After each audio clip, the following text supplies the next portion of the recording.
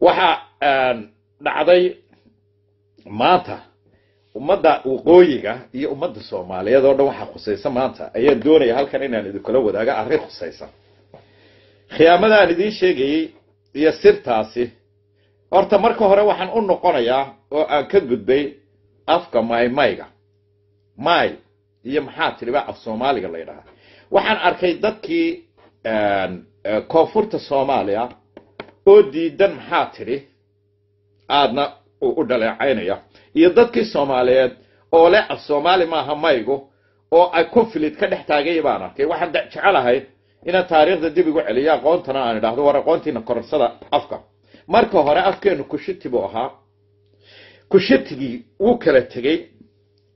dalagiisi baa kala tagay kumanaan sano markii uu jiray uu kala tagay waxa soo raacay Anfaradka iyo Soomaalida soo raacday markii way kala tageen iyaguna kumanaan sano ka bacdi way kala tageen waxa Soomaali ugu horeeyay oo noqday kushitiba marka la oran jiray waxa Soomaali noqday marka may afkii Soomaaliyeed ugu horeeyay waa may waxa ka sii dhex baxay oo uu dhalay lahjada maxaa tiri la yiraahdo waxa idin sheegaya dadka mayga iyo maxaa tiriyo afkan maxaa tiri waa lahjad ka baxday af Soomaaliga originalka ah mayga la yiraahdo ama may aw taqaanaan waa af Soomaaliga originalka ah lahjada baa ka sii dhex baxday waxa idinku qoladayna koonfur galbeeday afkan waxa dhalay afkiina dhalay ina brown ku noqotaa beel ina ku faantaa beel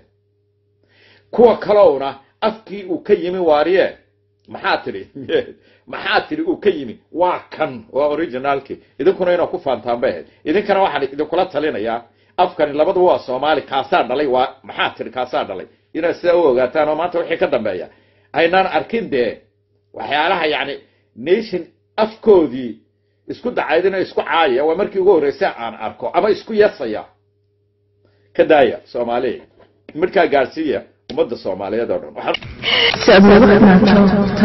subscribe iyo